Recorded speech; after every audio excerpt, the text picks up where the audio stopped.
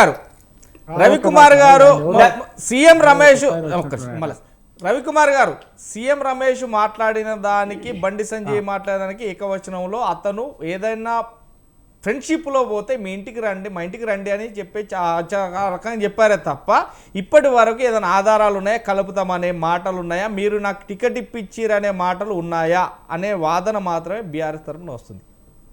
ఏమంటానంటే ఇప్పుడు అంతకుముందు మాట్లాడిన అతను బీఆర్ఎస్ అతను అనుకుంటా, ఆయన పేరు నాకు తెలియదు కానీ ఆయన ఏమంటున్నాడంటే గౌతమ్ ప్రసాద్ గారు, ఆయన ఎవరైనా కానీ నాకు సంబంధం లేదు కానీ ఆయన ఏమంటున్నాడంటే బీజేపీ ఎంపీ ఆయనకేమన్నా పదవి ఉందా అనేది కొంచెము ఆయన ఎట్లా మాట్లాడుతున్నాడు అంటే కొంచెం క్రిటిసైజ్ చేసినట్టుగా మాట్లాడుతున్నాడు. కొంచెం ఈ భాషని సరి చేసుకుంటే బాగుంటుందని చెప్పేసి నా యొక్క విజ్ఞప్తి.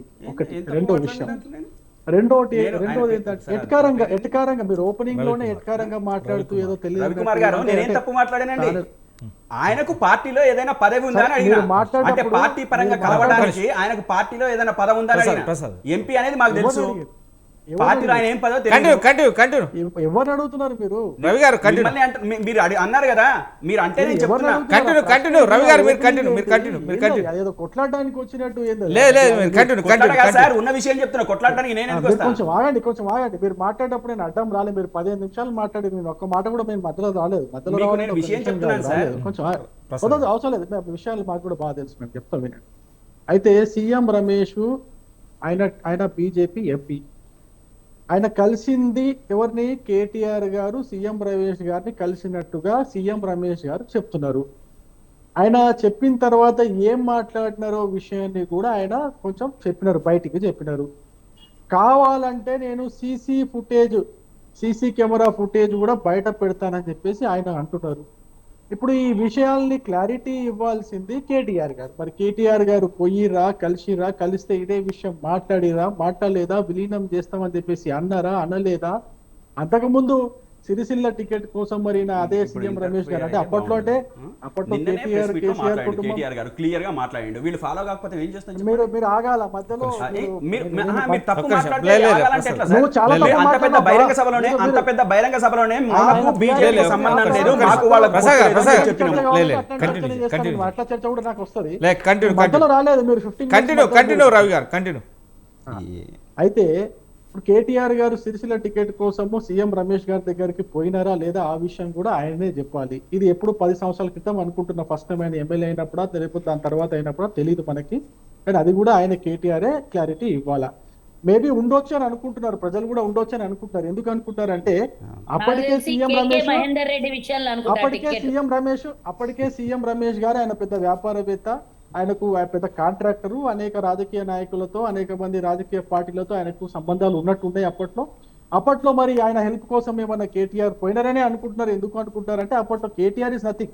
అప్పట్లో కేటీఆర్ దగ్గర ఇన్ని డబ్బులు లేవు, కేటీఆర్ దగ్గర 100 కోట్ల విమానం లేదు, కేటీఆర్ పార్టీ బీఆర్ఎస్ దగ్గర దేశంలోనే రెండో అతిపెద్ద పార్టీ, అంటే అతిపెద్ద ఫండ్ వైజ్ గా అంత ఫండ్ ఉన్న పార్టీ వేరేది ఏది లేదు. అన్ని 100 కోట్లు 1000 కోట్ల రూపాయలు ఏ విధంగా సంపాదించారో తెలీదు. తెలంగాణ రాష్ట్రంలో బీఆర్ఎస్ పార్టీ అధికారంలోకి వచ్చిన తర్వాత 10 సంవత్సరాల పాలనలో తెలంగాణ రాష్ట్రం అప్పుల పాలైంది.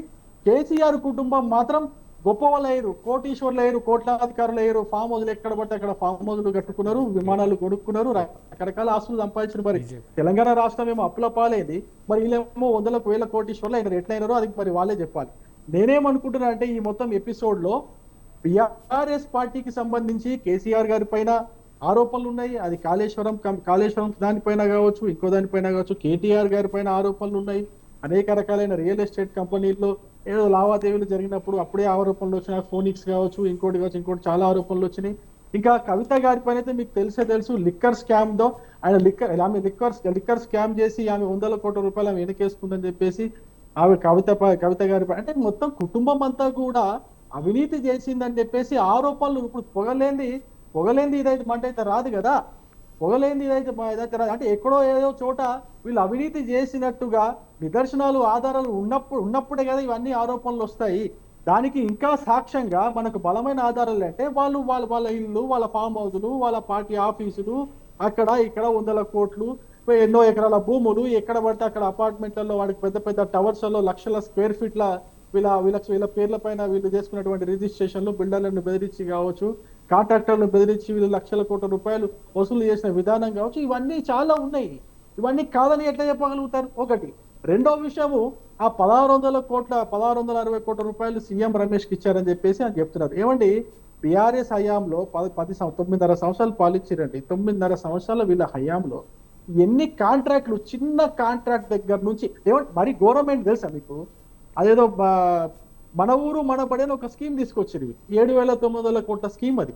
ఆ మన ఊరు మన బడి స్కీమ్ లో, ఆ పథకంలో వీళ్ళు ఏం చేయాలంటే రాష్ట్రం మొత్తం మీద ఉన్నటువంటి ఈ స్కూళ్ళల్లో బ్లాక్ బోర్డ్స్, బెంచీలు, మిగతా అట్లా పెన్నులు ఇట్లాంటివి వాటి ఒక స్క్రీను, కంప్యూటర్లు అరేంజ్ చేయాలన్నమాట. అంటే బ్లాక్ బోర్డ్స్ కోసము, బెంచీల కోసము ఇది ఒక మన ఊరు మన బడి అని పథకం తీసుకొచ్చారు. అది యాక్చువల్ గా ఇక్కడ మన బాలనగర్ లో లేకపోతే ఈ పక్కన ఇక్కడ జీడిమెట్లో ఉన్న కంపెనీస్ నుంచి వాటన్నిటిని, ఆ ఫర్నిచర్ కావచ్చు, ఆ బ్లాక్ బోర్డ్స్ కావచ్చు, అవన్నీ కూడా అక్వైర్ చేయాలి. ఆ స్టార్ కంపెనీ అనేది ఒక కంపెనీ ఉంటాయి. వాళ్ళు టెండర్ వేసుకున్నారు, వాళ్ళే పాడుకున్నారు, వాళ్ళకే వచ్చింది. మధ్యలో వీళ్ళు ఏం చేసినారు తెలుసా? ఈ మెగా రామకృష్ణని తీసుకొచ్చి ఏదో కొత్త కంపెనీ స్టార్ట్ చేయించి, ఆ కొత్త కంపెనీ ద్వారా టెండర్లు మళ్ళీ ఆ మన ఊరు మన పడి టెండర్ కూడా మళ్ళీ వాళ్ళకే పోయేటట్టు, మెగాకే పోయేటట్టు చేసారు. 3,000 ఫస్ట్ మొదటి విడత 3,234 కోట్ల రూపాయల టెండరు మెగాకు పోయింది. మెగాకు పోతే ఆ కంపెనీ వాళ్ళు ఎవరైతే పాట పాడిరో వాళ్ళు కోర్టుకు పోయారు. కోర్టుకు పోయి కోర్టు దగ్గర పోయి వాళ్ళు మొత్తుకుంటే అప్పుడు కోర్టు ఏం చేసిందంటే ఇదే బీఆర్ఎస్ ప్రభుత్వం పైన, కేసీఆర్ పైన మొట్టికాయలు వేసి అట్లా కాదు, ఎవరైతే పాడుకున్నారో వాళ్ళకే ఇవ్వాలని చెప్పేసి మెగా కంపెనీ రాకుండా చేశారు. అంటే మీ హయాంలో చిన్న చిన్న బెంచీలు, బల్లలు, బ్లాక్ బోర్డులు తెచ్చుకునే కాంట్రాక్ట్ ను కూడా మెగా కప్పచెప్పడానికి మీరు ప్రయత్నం చేసి శతవిధాల ప్రయత్నం చేశారు. అట్లాంటి ఎన్ని చెప్పాలి, అట్లాంటి చాలా కొన్ని వందలు నేను స్కీములు అవన్నీ స్కామ్లు తీస్తే ఇక అప్పట్లో మాట్లాడుకున్నాము. సరే, కాంగ్రెస్ ప్రభుత్వం వచ్చి 2 సంవత్సరాలు అవుతుంది. కాంగ్రెస్ ప్రభుత్వం వచ్చిన తర్వాత 2 సంవత్సరాల్లో వీళ్ళు పాలన మొత్తం అంతా అట్టర్ ఫ్లాప్ అయిపోయింది. అంతకుముందు బీఆర్ఎస్ క్లీన్ బోల్డ్ అయిపోయింది. ఇప్పుడు బీజేపీని ప్రజలు చూస్తున్నారు. సరే, బీజేపీని ప్రజలు చూస్తున్నారు. అవకాశాన్ని మేము ఏ విధంగా ఉపయోగించుకోవాలో మేము కూడా ప్రయత్నాలు చేస్తున్నాము. కానీ వీటన్నిటిలో ఇంత పెద్ద రాజకీయ చర్చలో నేను కోరుకునేది ఒకటి. అది ప్రభుత్వం కావచ్చు, విపక్షం కావచ్చు. ప్రభుత్వము ఇప్పుడు సీజన్ అండి. ఇప్పుడు ఏం సీజన్? స్కూళ్ళు స్టార్ట్ అయ్యే సీజన్, రైతులు పంటలు విత్తనాలు నాట్లు వేసుకునే సీజన్. ఈ 2 విషయాలు చాలా సెన్సిటివ్. దాంతో పాటు స్థానిక సంస్థలకు ఎన్నికలు రావాల్సిన సీజన్. ఇన్ని సీరియస్ అంశాలు పెట్టుకొని ప్రభుత్వంలో ఉన్నటువంటి కాంగ్రెస్ పార్టీ కావచ్చు, ప్రతిపక్షంలో ఉన్నటువంటి బీఆర్ఎస్ పార్టీ కావచ్చు, వీళ్ళిద్దరూ కూడా చేస్తున్న డైవర్షన్ పాలిటిక్స్ ప్రజలందరూ చూస్తున్నారు కదా. ఇప్పుడు రైతులకు యూరియా దొరకట్లేదని చెప్పేసి యూరియా బ్లాక్ మార్కెట్ లో పోతుంది, యూరియా అసలు అవైలబుల్ ఉండట్లేదని చెప్పేసి రైతులు మొత్తుకుంటుంటే, అక్కడ ప్రభుత్వాన్ని బూతు మాటలు తిడుతూ ఉంటే, ఈ ప్రభుత్వం ఏమో అక్కడ ఉప ముఖ్యమంత్రి గారు నిన్న ఖమ్మంలో సమీక్ష చేసి రైతులకు యూరియా సరిపడినంత రాష్ట్రంలో అవైలబుల్ ఉన్నది, యూరియా కొరత ఎక్కడ కూడా లేదు, యూరియా అందించాల్సిన బాధ్యత మా దగ్గరనే అని చెప్పేసి ఆయన నిన్న ఖమ్మం సమీక్షా సమావేశంలో ఆయన ఉప ముఖ్యమంత్రి భట్టి విక్రమార్క గారు, అదేవిధంగా ఆయన పొంగులేటి గారు, దాని తర్వాత ఆయన రైతు శాఖ మంత్రి ఆయన కూడా ఉన్నారు, ముగ్గురు ఉన్నారు. మళ్ళీ ఆయన బయటకు వచ్చి ఏమంటాడు తెలుసా? కేంద్ర ప్రభుత్వం తిడతాడు, బీజేపీ పార్టీ యూరియా ఇస్తారని చెప్పేసి చెప్తాడు. ఇది ఇన్ని డైవర్షన్ పాలిటిక్స్, అసలు అది నాలుక తాటి బట్ట ఎందుకు ఇట్లా రివర్స్ గా మాట్లాడుతున్నారో అర్థం కావట్లేదు. ఇది ఒక విషయం. దాని తర్వాత స్కూల్స్, దాదాపు 70 లక్షల మంది విద్యార్థులు ఈ రాష్ట్రంలో స్కూల్స్లలో చదువుతున్నారు. గవర్నమెంట్ మొత్తం అంటే అన్ని ప్రైవేటు గవర్నమెంట్ అన్ని స్కూళ్ళు కలిపి చదువుతున్నటువంటి విద్యార్థుల సంఖ్య అంచనాగా ఒక 70 లక్షల మంది. దాంట్లో మోర్ దెన్ 50% అంటే దాదాపు 55 నుంచి 60% మంది ఇప్పటికి కూడా పిల్లలందరూ కూడా ఈ గవర్నమెంట్ స్కూల్స్ పైన డిపెండ్ అయి చదువుతున్నారు. అంటే అది గురుకులాలు కావచ్చు, కేంద్రీయ విద్యాలయాలు కావచ్చు, ఆ కస్తూరిబా బాలికల విద్యాలయాలు కావచ్చు, గవర్నమెంట్ జిల్లా పరిషత్తు, ప్రాథమిక పాఠశాల, ఇవన్నీ కలిపి దాదాపు 40 లక్షల పైగా విద్యార్థులు గవర్నమెంట్ స్కూల్స్ పైన డిపెండ్ అయి ఉన్నారు. ఇప్పుడు గవర్నమెంట్ స్కూల్లో జరుగుతున్నటువంటి దారుణమైన పరిస్థితులు మీరు చూశారు. నిన్న ఉయ్యాలవాడలో దాదాపు 40 మంది విద్యార్థులు అస్వస్థకు గురైనారు. పోయిన వారమే, ఈ వారం కాదు, పోయిన వారమే. రవికుమార్ గారు, నేను మళ్ళీ మీ దగ్గరికి వస్తాను.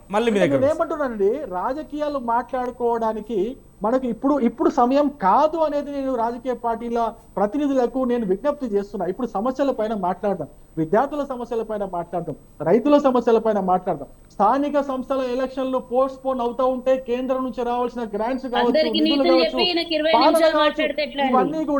ఇవన్నీ కూడా కుంటుపడతాయి. వీటన్నిటిని కూడా మనం ఆలోచించాలి.